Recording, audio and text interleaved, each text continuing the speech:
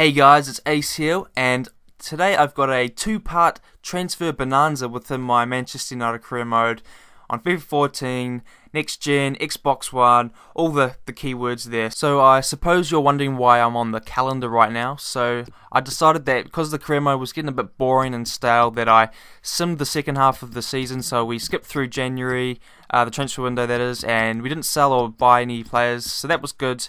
And right now I'm on the calendar. I'm just showing you the games here. You can see the massive scores that we won by, and that was just by simming, so I was pretty lucky. But I just wanted to get to a good point in the career mode where I could make some cool signings and just spruce it up a bit. And as you can see, we're not quite finished with the season yet. I've got to a point just before the end of the season where I've just slowed it down and started recording so that we could just get through the last emails and all the stuff at the end of the season. So here we are. We've got lots of fun admin things to sort out before we buy our players and we get into our business. So we've got lots of player contracts to sign up, international offers, which we're not going to do.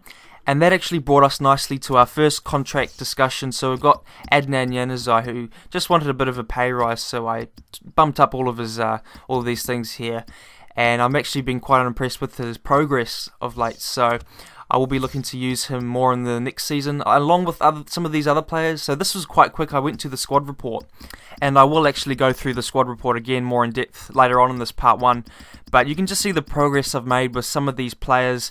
A lot of greens, a lot of +1, +2, +3, even Cleverly, who's now 79 overall. He's 24 years old, so he's relatively young. And if I go back and just look at his physical stats, they're all yellow, they're well balanced, aren't they? There's a few greens there, so that's been the case with a lot of these players here, so I've got lots of depth now. And I'm actually going to find it hard to fit in all these new players that I'm signing, along with these squad players here. And actually, that's one of the things I think you need most in the career mode, is just those squad fillers, those players you can call on when you have injuries. And although I won't be using them that much in this career mode, because we're not going to do like a 10 season thing, because I'm going to start FIFA 15, but you can just see that it's great to just spend one season building up these players and building like a good foundation, just so you have some players to call on, some good experienced players that is. So here is the league table. So because we simmed the second half of the season, we didn't come first, we came second, so that was pretty good. Chelsea came first, but how many Manchester United fans think that we're going to come second this season? So I think top four is obviously the benchmark, but I think we did pretty well considering, just simming these matches. But you can see here, Hull City, Southampton and Cardiff will be playing in the Championship next season.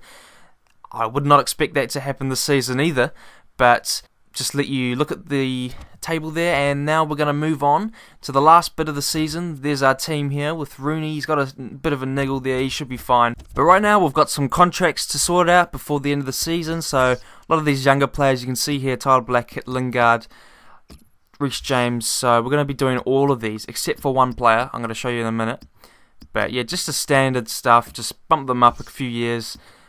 If you were doing a long season or a long range career mode, you would definitely need these players. As I was talking before, squad players are crucial for longer career modes. And this generation of players, just reminds me of the class of '92. So you never know, maybe in like 10 years or something, these people might be like quite popular in the team. Who knows? Definitely Tyler Blackett will be there because he's playing first team action quite regularly. Now that is, but so this is pretty much the last days of the season. So yeah, I was pretty lucky to get all these contracts offers accepted straight away, and yeah, so pretty happy with that. This is exciting stuff, isn't it? But here's the bad news. So there's one player I couldn't re-sign. That was Tom Lawrence. The whole point of this career mode was that I tweaked up some of the overall stats of the younger players just to make it a bit more fun. It's more of a career mode challenge. Tom Lawrence was the only one I didn't really bump up. He was stuck on 55 overall. So unfortunately, he's no use, but so I just had to let him go, and I keep getting those contract offer expiring messages, so it really bugged me, but yeah, there's nothing I could do about that.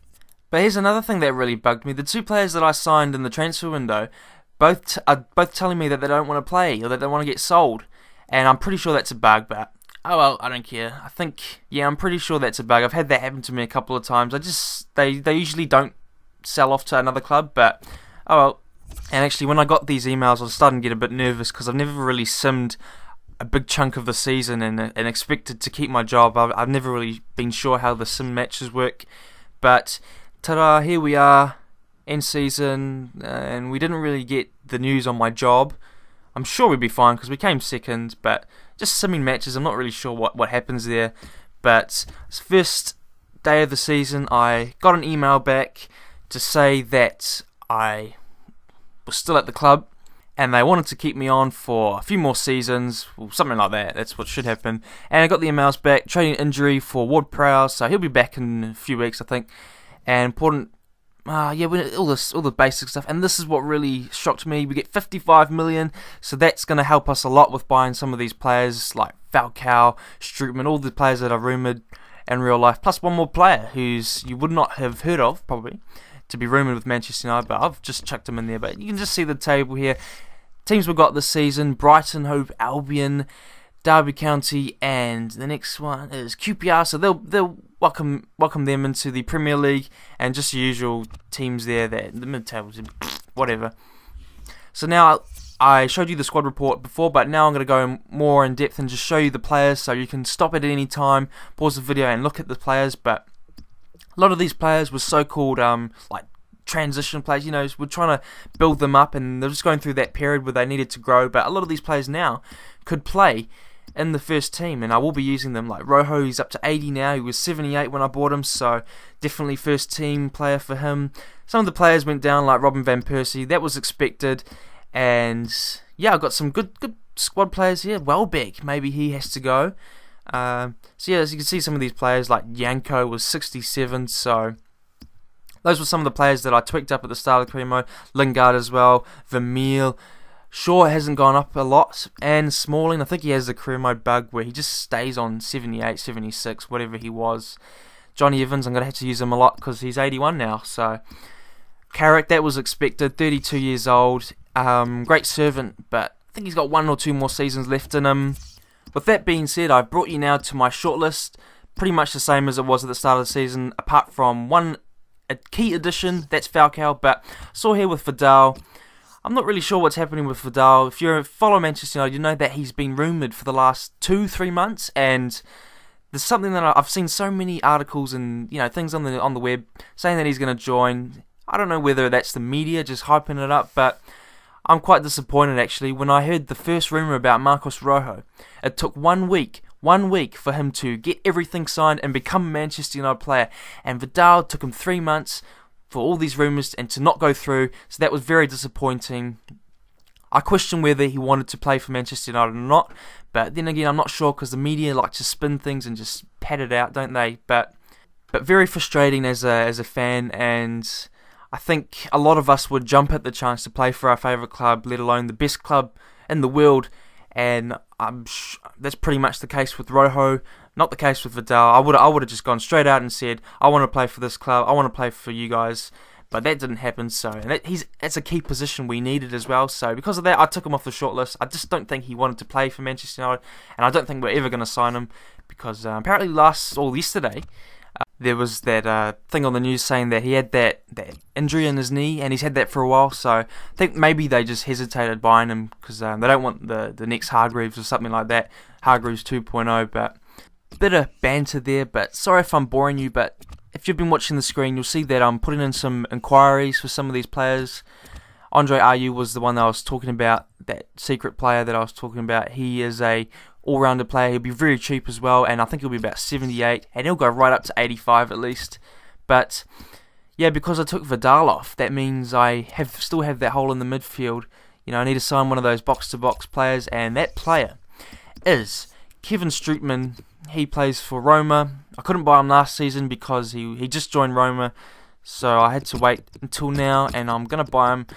I was hoping that he wouldn't cost that much, but so I just went along and searched him and inquired for him, and the figure that I got back was just unbelievable. And I've just skipped you a couple of days into the email section, so we got some inquiries back, some pretty cheap values there, and we got the offer for David De Gea, which I rejected all offers immediately because it'd just be fun to have some of the big players there, and it'll just make it more exciting, wouldn't it? So I was going to leave all those other players just until I got my Roma email back saying that I had to pay 47 million for Kevin Strootman. I think last season he was worth like 23 million, so that's a bit unlucky because he just joined that club and I couldn't get him, so I decided, well, you know, maybe Shinji Kagawa or Juan Mata I could chuck in there, but I definitely didn't do Juan Mata, but I just decided, because Shinji Kagawa is actually not a Manchester United player anymore, he moved to Dortmund. That was his previous club before Man U, and I just decided to put him in there. And because I did that, I had to drop the money offer down, and I dropped it down to 15 million, and that was a bit of a cheeky offer there. I think that's way below what he's worth, but yeah, it is. So I was just hoping, you know, I might have a shot. I could try it. And it turns out, with another transfer offer for one of my goalkeepers again, I rejected all offers immediately. There's no point in selling these players, and it turns out the offer was accepted. So woohoo! Pretty lucky there, actually. I thought that would come back as a rejected, but so yeah, we'll get into the contract straight away. Ward-Prowse, new contract, so we'll get that sorted for you, mate. And straight into contracts. 140,000, 5 years. Just go for the big ones. Usually, if you offer 5 years, they'll accept. They don't really mind, to be honest, how long the contract is. Just yeah. But transfer offer for Wayne Rooney. As I said, I don't want to sell these players. It's going to be a pretty action-packed last bit of the career mode. It's going to be lots of goals. I'm hoping for with the Manchester United Galacticos. And that was declined actually from Strootman, so the same old stuff. Crucial team, 5 years, and I just bumped him up a bit of the wages there. 165,000 a week. Gee whiz, mate. And here is another offer I got for a different player. So Valencia to Barcelona. So I decided to accept this offer because, you know, he's a very reliable player. He's, you know, just does his job on the field. He doesn't complain or moan to anybody. And he just seems like a good guy, doesn't he? So I decided to accept it because maybe he's going to be decreasing this season or next, and maybe he needs a new challenge in his career. And I thought Barcelona, they're always going to be a good team, aren't they, Barcelona? So maybe this would be a good move for him. So I decided to accept, and I'm pretty sure he's going to be decreasing this season or next because he's 28. And to be honest, I don't really like his player on FIFA because he's just like a pretty generic FIFA player. His player doesn't even look like him, and he's a bit boring to use. So with that being said, now that we've sold some of these players, this is the exciting bit. Boom, here we go. So we've sold Valencia, goodbye mate, and we've bought Kevin Strootman. So he is a Manchester United player officially from now. So we've signed him. He's going to be teaming up with Ander Herrera in the middle of the park, and that brings us to the end of part 1 of this transfer bonanza. The second part will be up shortly. If you've enjoyed part 1, please leave a like and a comment, and I'll see you in the next one. Thanks, guys.